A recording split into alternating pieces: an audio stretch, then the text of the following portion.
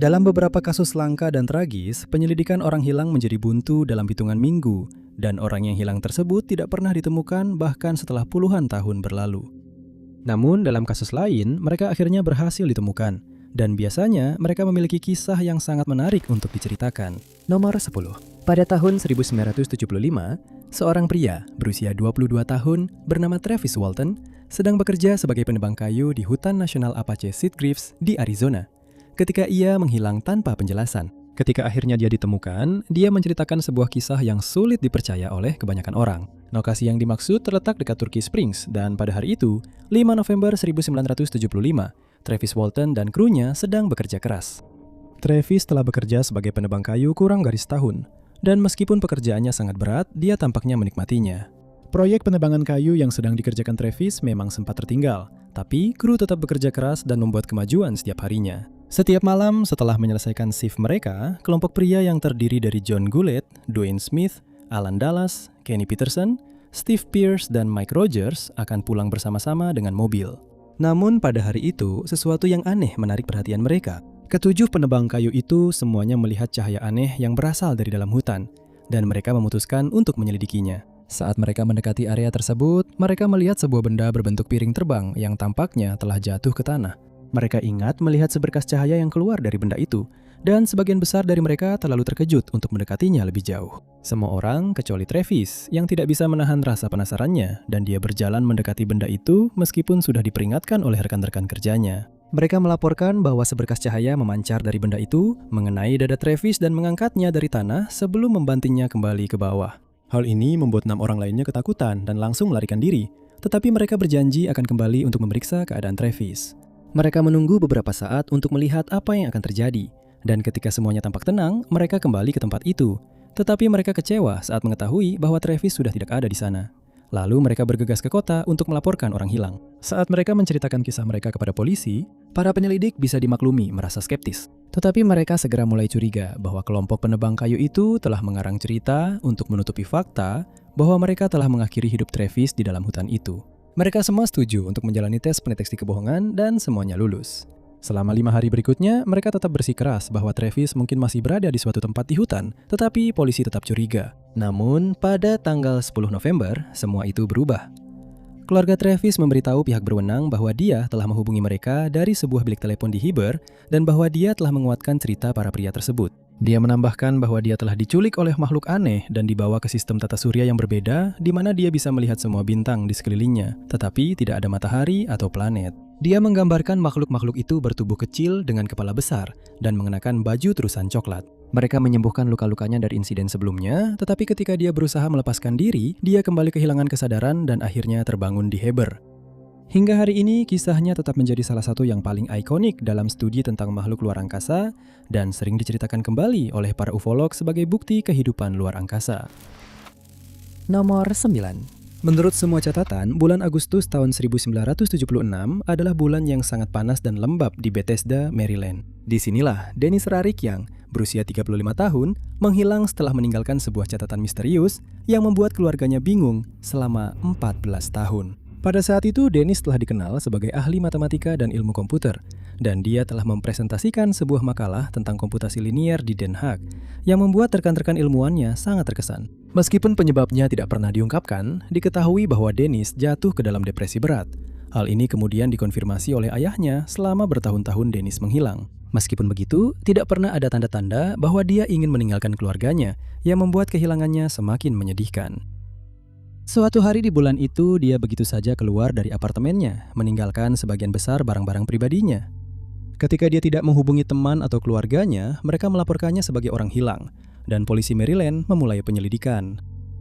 Ketika apartemen Dennis diperiksa, mereka menemukan dompet, mobil, dokumen pribadi, dan barang-barang miliknya yang lain telah ditinggalkan, bersama dengan sebuah catatan yang mengkhawatirkan yang sulit mereka pahami. Catatan itu menyatakan bahwa dia memutuskan untuk pergi, kutip, dalam semacam perjalanan yang membuat seseorang tak pernah kembali. Mengingat ia diketahui bergumul dengan depresi, hal ini membuat keluarganya sangat cemas karena mereka tidak tahu apa niatnya. Akhirnya, hari-hari berubah menjadi minggu, lalu bulan dan tahun. Selama itu, saudaranya tetap berharap bahwa Dennis masih hidup. Namun akhirnya pengadilan memutuskan untuk secara hukum menyatakan dia telah meninggal dunia. Baru 14 tahun, kemudian misteri itu akhirnya terpecahkan. Keluarganya diberitahu bahwa Dennis telah mengganti namanya menjadi Leonard Cohen dan tinggal di San Marcos, California, di mana ia memulai hidup baru dengan keluarga baru yang sama sekali tidak tahu bahwa ia adalah orang hilang. Dia juga tidak pernah menceritakan masa lalunya kepada keluarga barunya. Dan istrinya akhirnya menerima kenyataan bahwa Leonard sebenarnya adalah Dennis, seorang pria dengan masa lalu yang tidak pernah ia ketahui, dan ternyata dia 7 tahun lebih tua dari yang diakui. Ketika ditanya mengapa ia memutuskan untuk menghilang, ia menyatakan bahwa bukan karena satu peristiwa saja, melainkan akumulasi dari depresinya yang menjadi terlalu berat untuk ditanggung. Dia memulai bisnis sebagai insinyur perancang algoritma di Mira Mesa, dan akhirnya meraih gelar magister. Akhirnya dia memberanikan diri untuk mengungkapkan kehidupan lamanya kepada keluarga barunya. Setelah itu, dia menghubungi ayahnya untuk melaporkan bahwa dia memang masih hidup. Sejak itu, dia meminta maaf kepada semua orang yang terlibat, menyatakan bahwa dia tahu telah menyebabkan banyak sakit hati dan kesedihan atas tindakannya, dan akhirnya dia bersatu kembali dengan ayahnya. Sayangnya, ibunya meninggal dunia tanpa pernah mengetahui apa yang terjadi pada putranya. Dan setelah pengakuannya, dia memilih untuk tetap tinggal di California bersama keluarga keduanya. Nomor 8. Ketika Kenneth Rothman yang berusia 55 tahun menghilang dalam keadaan yang sangat memprihatinkan pada tahun 2010, teman-teman dan keluarganya yakin bahwa dia telah kehilangan nyawanya dalam sebuah kecelakaan tragis. Tetapi kenyataannya jauh lebih aneh. Pada bulan Desember tahun itu, dia tinggal di California, tetapi dia memutuskan untuk melakukan perjalanan ke Queensland, Australia, di mana dia tinggal bersama seorang teman. Rumah yang dimaksud terletak di Mowbray dekat Port Douglas dan dia sering berkayak di perairan terdekat. Pada tanggal 21 Desember tahun itu, semuanya tampak normal. Setidaknya menurut teman Kenneth yang tidak menganggap itu aneh ketika Kenneth memberitahunya bahwa dia akan pergi berkayak lagi. Biasanya dia akan pergi selama beberapa jam sebelum kembali ke rumah. Tapi hari itu, hal itu tidak terjadi.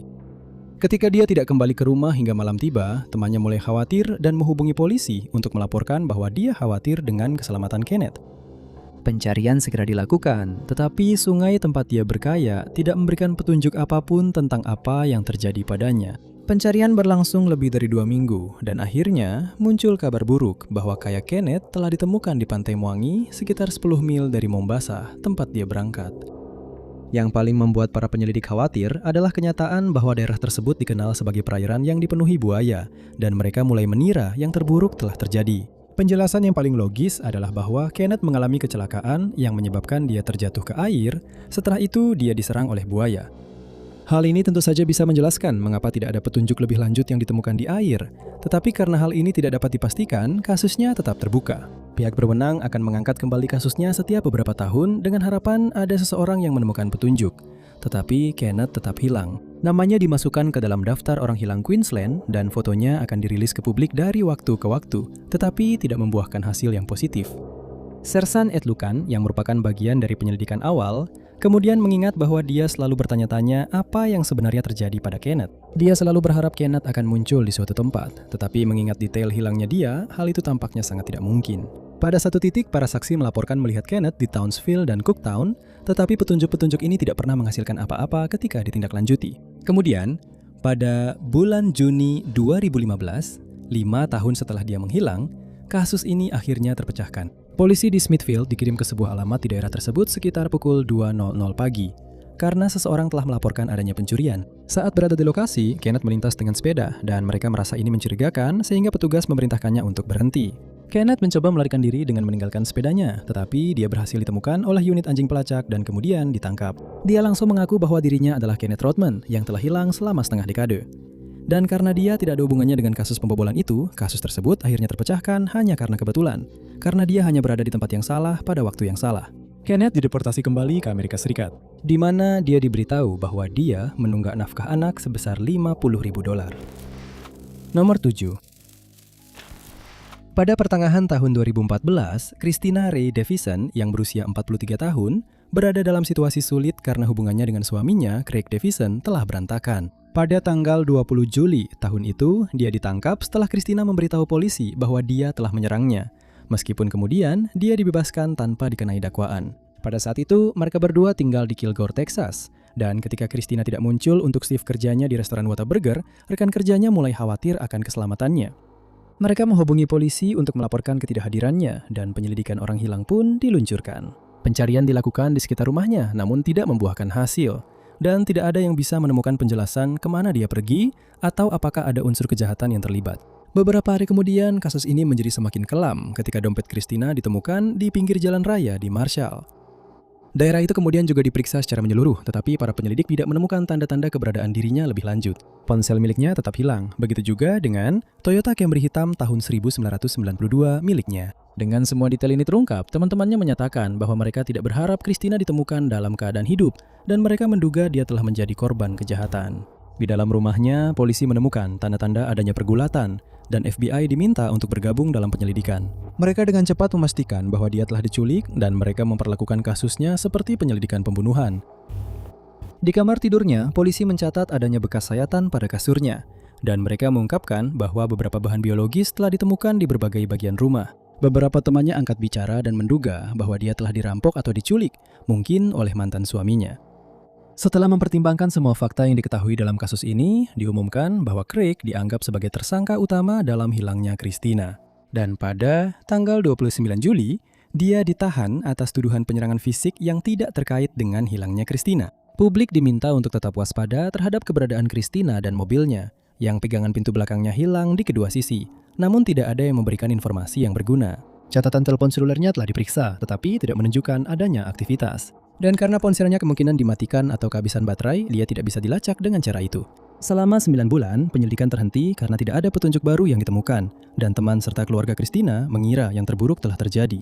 Lalu pada tanggal 4 Februari 2015, polisi di Lexington, Kentucky menghentikan sebuah mobil di sebuah pom bensin Shell sekitar pukul 1.30 pagi. Setelah memeriksa data pengemudi di database National Crime Information Center, para petugas menyadari bahwa mereka telah menemukan Christina setelah surat perintah penangkapan terkait zat ilegal dikeluarkan. Dia telah mendaftarkan mobil barunya atas namanya sendiri, dan karena tidak ada keraguan bahwa itu memang dirinya, dia dikirim kembali ke Texas, di mana dia diadili atas kepemilikan zat terlarang, tetapi hasilnya tidak pernah dipublikasikan. Nomor 6. Setelah menghilang secara tiba-tiba dan tak dapat dijelaskan pada tahun 1984, banyak yang percaya bahwa Petra Patsitka yang berusia 24 tahun telah menjadi korban kejahatan, dan teman-teman serta keluarganya yakin bahwa mereka tidak akan pernah melihatnya lagi. Tapi mereka salah. Pada saat itu, Petra adalah seorang mahasiswa ilmu komputer yang tinggal di Braunschweig, Jerman. Diketahui bahwa pada hari dia menghilang, tanggal 26 Juli, Petra menghadiri janji temu dengan dokter gigi. Setelah itu, dia berencana mengunjungi orang tuanya. Dia naik bus ke Wolfsburg sekitar pukul 3 sore hari itu, dan dia diperkirakan akan tiba sekitar 40 menit kemudian. Namun, hingga malam harinya, dia belum sampai di rumah orang tuanya dan tidak menghubungi mereka untuk membatalkan kunjungan. Belakangan terungkap bahwa Petra telah menarik uang dari rekening banknya hari itu dan kemudian meminta tetangganya untuk merawat burung peliharaannya. Ketika orang tuanya tidak dapat menemukan atau menghubunginya, mereka melaporkan Petra hilang dan upaya pencarian besar-besaran pun dilakukan. Kasus ini ditampilkan di sebuah acara kejahatan populer di Jerman dengan harapan ada seseorang yang mengenali Petra dan memberikan informasi baru serta agar dia akhirnya bisa kembali ke rumah.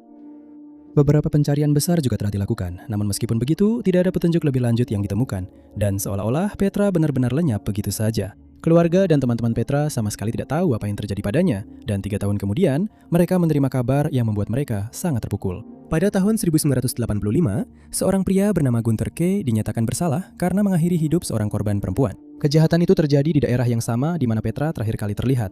Dan ketika dia ditanya tentang kasus Petra pada tahun 1987, dia mengaku bahwa dia juga telah mengakhiri hidup Petra. Namun, dia tidak dapat memberitahu polisi di mana Petra bisa ditemukan, sehingga kasus Petra tidak pernah terpecahkan. Karena tidak ada petunjuk atau informasi lebih lanjut yang diterima, diasumsikan bahwa dia memang telah kehilangan nyawanya. Dan pada tahun 1989, dia secara hukum dinyatakan meninggal dunia. Berkas kasusnya ditutup dan dari semua yang diketahui, diasumsikan bahwa Petra mengalami masalah pada suatu saat dan kehilangan nyawanya akibat tindakan kriminal. Sepertinya kasusnya akan tetap tidak terpecahkan selamanya, tetapi pada tahun 2015, kasus ini mengalami perkembangan yang sangat tak terduga. Pada bulan September tahun itu, polisi di Düsseldorf menerima laporan tentang sebuah pembobolan. Ketika mereka tiba di lokasi, mereka disambut oleh seorang wanita yang memperkenalkan dirinya hanya sebagai Nyonya Schneider, dan dia diminta untuk menunjukkan identitas dirinya. Wanita itu kemudian mengakui bahwa namanya sebenarnya adalah Petra Patsitka, dan bahwa dia telah menjadi fokus penyelidikan orang hilang sejak pertengahan tahun 80-an. Sekarang usianya 55 tahun, dan dia telah tinggal di berbagai kota di seluruh Jerman selama 30 tahun. Dia tidak pernah membuka rekening bank baru dan hanya menggunakan uang tunai serta menghidupi dirinya sendiri melalui apa yang dia sebut sebagai pekerjaan ilegal. Ketika ditanya mengapa dia tidak pernah menghubungi keluarganya, dia hanya menyatakan bahwa masalah keluarga bukanlah penyebab dia sengaja menghilang. Tetapi dia menambahkan bahwa dia tidak tertarik untuk bertemu kembali dengan orang-orang yang dicintainya. Nomor 5. Ketika dia ditemukan masih hidup setelah pengalaman mengerikan di mana dia tersesat di hutan, Lisa Terris yang berusia 25 tahun mengatakan kepada media bahwa dia bersyukur dan merasa beruntung masih hidup setelah mempercayakan hidupnya kepada orang yang salah. Lisa berasal dari Alabama dan secara hukum tergolong tunanetra, yang membuat kisahnya semakin luar biasa. Pada tahun 2017, dia sedang belajar radiologi dan masa depannya tampak cerah. Namun, suatu hari, hidupnya berubah secara tak terduga. Dia telah menghabiskan waktu bersama dua pria di Bullock County dan mereka bertiga memutuskan untuk pergi ke hutan untuk beberapa saat. Saat di sana, kedua pria itu memutuskan untuk membobol sebuah pondok berburu di daerah tersebut. Tetapi, Lisa tidak ingin terlibat sama sekali. Satu-satunya hal yang bisa dia lakukan adalah menjauhkan diri dari kedua pria itu dan lokasi kejahatan. Jadi, satu-satunya pilihannya adalah berlari ke dalam gelapnya hutan. Tetapi kemudian dia tersesat dan tidak bisa menemukan jalan kembali ke peradaban. Ketika dia tidak pulang ke rumah malam itu, keluarganya langsung tahu bahwa ada sesuatu yang salah dan mereka segera melaporkan orang hilang, termasuk fakta bahwa Lisa secara hukum tergolong tunanetra, yang membuatnya berada dalam risiko serius. Kedua pria itu tampaknya telah meninggalkannya di hutan tanpa pernah mencarinya, dan dia kemudian menyatakan bahwa dia jelas-jelas telah mempercayakan hidupnya kepada orang yang salah. Saat berada di alam liar, dia terus mencari rumah atau siapapun yang sedang mendaki di daerah itu, tetapi usahanya sia-sia. Tak lama kemudian, hari-hari pun berlalu, dan Lisa masih belum juga menemukan jalan pulang. Dia lapar, haus, dan tak berdaya menghadapi cuaca dan kerasnya alam. Jadi dia tahu dia harus melakukan segala cara untuk bertahan hidup sampai ditemukan. Dia mulai mencari buah beri dan jamur yang memberinya sedikit asupan nutrisi. Dia kadang menemukan genangan air berlumpur yang sedikit mengurangi rasa hausnya. Tapi dia juga tahu bahwa dia akan segera mulai mengalami dehidrasi. Pada beberapa saat dia mulai menyerah, tapi pikirannya tentang teman-teman dan keluarganya di rumah membuatnya terus bertahan. Dia tidak sanggup membayangkan jika tidak pernah bersama mereka lagi. Jadi dia terus mencari pertolongan. Pada suatu saat dia menemukan akar besar yang dia gunakan sebagai tongkat. Tapi karena dia memiliki gangguan penglihatan, itu akan sangat sulit saat dia tersandung di hutan ini. Lalu 28 hari setelah dia masuk ke hutan liar, seorang wanita bernama Judy Garner yang sedang mengemudi di sepanjang Jalan Raya 82 menemukan Lisa yang babak belur dan penuh luka, yang akhirnya berhasil mencapai jalan raya. Dia mengalami dehidrasi parah dan hampir kelaparan, tetapi setelah Judy menghubungi 911, Lisa dibawa ke rumah sakit terdekat di mana dia menerima perawatan yang dibutuhkannya. Belakangan terungkap bahwa kedua pria tersebut saling menuduh satu sama lain telah mengakhiri hidup Lisa, yang dianggap aneh oleh para penyelidik. Kemudian terungkap bahwa mereka semua telah menggunakan zat terlarang pada hari itu, dan inilah penyebab utama hilangnya Lisa. Karena hal itu membuatnya menjadi bingung. Kedua pria tersebut ditangkap karena pencurian dan ditahan dengan jaminan $250.000, sementara Lisa berhasil pulih sepenuhnya. Nomor 4. Pada tahun 2017, Liang Xinwei yang berusia 21 tahun dan pacarnya yang berusia 19 tahun, Liu Chenchang, tinggal di rumah mereka di Korea, di mana mereka berdua adalah mahasiswa tahun pertama di Universitas Nasional Donghua, tetapi mereka memutuskan untuk pergi berkeliling. Mereka pertama kali mengunjungi India dan kemudian pergi ke Nepal untuk perjalanan yang seharusnya menjadi pengalaman seumur hidup. Mereka menetap di Dading pada awal Maret tahun itu saat daerah tersebut sedang mengalami cuaca buruk dan sangat dingin. Namun pasangan itu tidak membiarkan kondisi cuaca buruk ini meredam semangat mereka, dan pada tanggal 9 Maret, mereka memutuskan untuk pergi mendaki. Diduga mereka hanya ingin menghabiskan waktu di luar ruangan, karena mereka sedang mengalami beberapa masalah. Pertama, beberapa barang bawaan mereka hilang, dan dalam beberapa hari sebelum mereka menghilang, mereka mulai bertengkar karena hal-hal kecil. Liu menulis di profil Facebooknya bahwa dia berharap tidak pernah ikut perjalanan itu, tetapi dia memutuskan untuk tetap bersama Liang. Mereka tetap berkomunikasi dengan keluarga mereka, tetapi pada tanggal 10 Maret, mereka mulai tidak menghubungi mereka lagi. Hal ini membuat orang-orang terdekat mereka sangat khawatir karena mereka tahu saat itu sedang turun salju di Dading dan mereka menghubungi polisi untuk melaporkan 2 orang hilang. Kasus ini menarik perhatian polisi Nepal dan pada tanggal 15 Maret, upaya pencarian pun dilakukan. Polisi menggunakan 3 pemandu profesional yang sangat mengenal daerah tersebut, bahkan saat salju sangat tebal. Helikopter dikerahkan untuk melakukan pencarian dari udara, dan saat itulah diketahui bahwa pasangan tersebut kemungkinan sedang mendaki menuju desa Langtang, di mana mereka berencana bertemu dengan beberapa teman mereka dari Korea. Pencarian tidak berjalan sesuai rencana, karena salju yang turun semakin menghambat upaya para pemandu. Lebih buruk lagi, daerah tersebut mulai mengalami longsoran salju secara rutin, yang membuat kondisi menjadi semakin berbahaya. Belakangan terungkap bahwa pasangan tersebut tersesat ketika daerah itu diselimuti kabut dan mereka tidak dapat menemukan jalur yang mereka tuju. Mereka kemudian memutuskan untuk mengikuti sungai dengan harapan menemukan sebuah desa di daerah tersebut. Tetapi mereka terjatuh dari tepi air terjun atau terjebak di dalam gua sehingga tidak bisa naik kembali ke atas. Keduanya mengalami cedera parah akibat terjatuh sehingga mereka jauh lebih sulit bergerak. Mereka bertahan hidup dengan kentang dan mie selama beberapa hari, tetapi akhirnya makanan mereka habis dan mereka mencoba tetap hidup dengan meminum air dari air terjun. 47 hari setelah mereka menghilang, Long dan Liu akhirnya ditemukan, tetapi sayangnya Liu telah meninggal karena cuaca ekstrim. Long sedang tidur ketika dia ditemukan dan kemudian dievakuasi dengan helikopter ke Kathmandu, di mana dia menerima perawatan untuk kekurangan gizi, hipotermia, dan cedera serius di kakinya. Dia menyatakan bahwa dia nyaris tidak selamat dari kondisi ekstrim itu. Dia telah kehilangan 40 pon dan kemungkinan besar tidak akan bertahan lebih lama lagi jika bukan karena tekad tim penyelamat yang melihat tenda merah mereka dari kejauhan. Nomor 3. Terkadang, apa yang seharusnya menjadi pendakian sederhana bisa berubah menjadi sangat serius hanya karena hal sederhana seperti salah jalan. Seperti yang terjadi pada kasus hilangnya Edward Rosenthal. Pada bulan September 2010, Edward Rosenthal yang berusia 64 tahun, berasal dari Culver City di Los Angeles, tempat ia bekerja sebagai broker properti. Ia juga memiliki kecintaan pada puisi yang sering ia bagikan kepada istrinya, Nicole Kaplan, dan para peserta di acara-acara publik. Ia memutuskan untuk menghabiskan waktu di alam dan pada tanggal 24 September tahun itu, Edward tiba di Taman Nasional Joshua Tree di California, di mana ia berencana untuk melakukan pendakian singkat selama 1 hari. Pendakian awalnya berjalan sesuai rencana, dan setelah berjalan cukup jauh, ia memutuskan untuk kembali dan menuju mobilnya. Namun pada suatu titik, ia mengambil jalan yang salah, dan tak lama kemudian ia menyadari bahwa dirinya benar-benar tersesat di alam liar. Untuk memperburuk keadaan, daerah tersebut sedang mengalami suhu tinggi yang sering mencapai hingga 100 derajat Fahrenheit. Tanpa cukup air, hal ini bisa dengan cepat membuat pendaki yang hilang mengalami dehidrasi. Dan karena Edward hanya berencana berada di taman itu selama 1 hari, ia tahu bahwa dirinya berada dalam situasi yang serius. Nicole kemudian memberitahu polisi bahwa Edward telah pergi ke taman itu sehari sebelumnya untuk merayakan penjualan sebuah kafetaria di Los Angeles bernama Clifton's Brookdale, yang cukup dikenal oleh warga di daerah tersebut. Diketahui bahwa dia berangkat dari Black Rock Campground, yang menjadi informasi yang sangat membantu ketika upaya pencarian dimulai. Ketika dia gagal menghubungi Nicole, Nicole menjadi khawatir dan menghubungi pihak berwenang. Tanpa sepengetahuan semua orang yang terlibat, Edward telah berjalan ke alam liar dengan harapan dia akan bertemu pendaki lain atau menemukan penanda. Tetapi dia justru berjalan ke arah yang salah dan semakin menjauh dari peradaban. Untungnya dia sempat menyiapkan banyak persediaan, termasuk 4 liter air, makanan ringan, peluit, suar, dan selimut ruang angkasa. Selama lebih dari sehari, dia mencoba mencari jalan kembali ke mobilnya. Dan akhirnya dia berjalan sekitar 2000 kaki menuruni sebuah ngarai di mana persediaan makanan dan airnya akhirnya habis. Dia tahu bahwa dirinya dalam masalah besar dan berjalan lebih jauh lagi hanya akan membuatnya semakin lelah. Jadi dia memutuskan untuk mencari tempat yang bagus di mana dia bisa berlindung dan menunggu seseorang menemukannya. Dia menggunakan peluit yang dibawanya tapi tidak berhasil.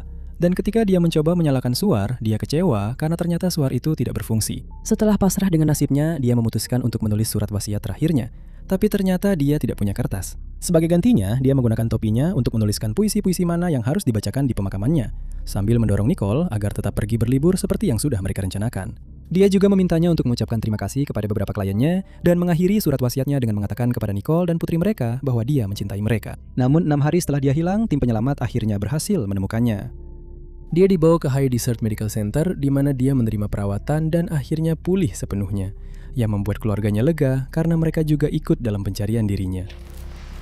Nomor 2. Pada bulan Oktober tahun 2016, Andrew Gaskell yang berusia 25 tahun hilang saat sedang mendaki di Malaysia, dan hari ini dia menganggap dirinya sangat beruntung bisa keluar hidup-hidup. Pada saat itu, Andrew tinggal di Hobart, Tasmania, Australia. Dia bekerja sebagai insinyur sipil, tapi dia sudah merencanakan untuk melakukan beberapa perubahan dalam hidupnya, yang akhirnya dia lakukan sebelum dia menghilang. Dia merasa pekerjaannya tidak memberinya banyak kepuasan, dan meskipun dia senang bekerja dengan atasan dan rekan-rekannya, dia perlu melakukan beberapa perubahan demi memastikan kebahagiaannya sendiri. Oleh karena itu, dia berhenti dari pekerjaannya pada bulan Agustus tahun itu dan mulai merencanakan perjalanan keliling Asia untuk menemukan jati dirinya. Dia berencana melakukan perjalanan ke arah barat untuk waktu yang tidak ditentukan, seperti yang dia katakan, karena dia ingin merasakan sebanyak mungkin budaya yang berbeda. Dengan rencananya yang sudah matang, dia melakukan perjalanan ke Kuching di Borneo, Malaysia pada tanggal 2 Agustus. Pada tanggal 18 bulan itu, Dia berada di Taman Nasional Bako, di mana dia menghabiskan waktu untuk mendaki dan menikmati alam di sekitarnya. Pada tanggal 27 Agustus, dia mengunjungi Bendungan Bengu di Sarawak. Setelah itu, dia perlahan menuju ke sebuah kota bernama Sibu. Dia diketahui berada di daerah itu pada tanggal 15 September. Dan pada tanggal 1 Oktober, dia sudah tiba di Taman Nasional. Dia kemudian berjalan kaki ke Taman Nasional Nia, tiba di sana pada tanggal 9 Oktober, dan dia menghabiskan 6 hari di sana sebelum mendaki ke Taman Nasional Gunung Malu, di mana dia tiba-tiba menghilang. Kasus orang hilang dibuka oleh keluarganya dan pencarian segera dilakukan. Belakangan terungkap bahwa dia hanya membawa bekal cukup untuk 1 hari. Dan ketika dia menyadari bahwa dirinya tersesat, Andrew tahu dia harus berpikir cepat. Seiring hari demi hari berlalu, dia mulai mencari makanan, tetapi selama 10 hari pertama, dia tidak menemukan apa-apa. Dia mulai melemah, tapi kemudian dia menemukan beberapa buah beri, pisang liar, dan pakis liar yang dia makan untuk bertahan hidup. Dia secara rutin menemukan sumber air dan bisa tetap terhidrasi meskipun sangat sedikit makan. Sementara itu, tim penyelamat tidak berhasil menemukan Andrew dan keluarganya mulai khawatir bahwa dia tidak akan pernah ditemukan. Pada satu titik, dia menemukan jalur pendakian di Hidden Valley yang kemudian diikutinya, dan tanpa sepengetahuan Andrew, dia sebenarnya sedang menuju kembali ke Camp 1 di taman itu. Dia mengalami cedera pada kakinya dan dia juga telah digigit oleh banyak serangga. Ketika akhirnya dia ditemukan, para penyelamat mencatat bahwa dia sangat kurus dan lemah. Dan mereka merasa bahwa dia tidak akan bertahan lebih lama lagi tanpa makanan dan tempat berlindung yang layak. Dia diterbangkan ke kota Muri, di mana dia menerima perawatan dan akhirnya pulih sepenuhnya.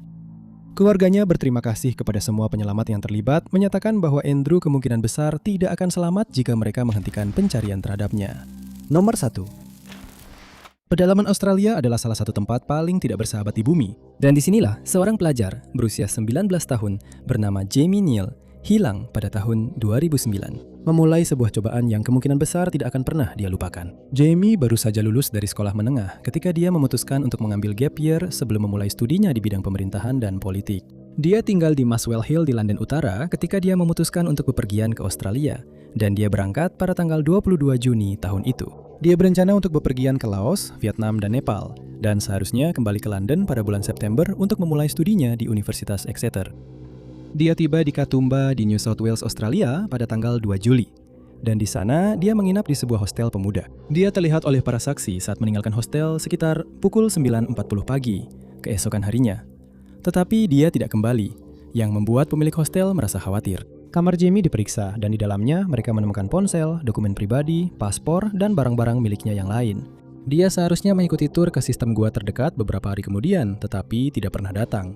Oleh karena itu, dia dilaporkan hilang, dan ketika keluarganya diberitahu tentang kehilangannya, mereka memeriksa email dan rekening banknya.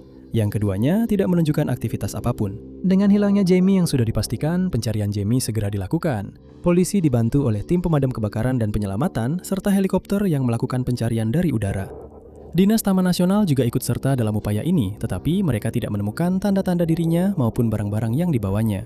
Ayahnya, Richard Case, terbang ke Australia untuk membantu pencarian, dan kemudian ia merilis foto Jamie yang sedang membawa ransel merah marun yang khas di punggungnya.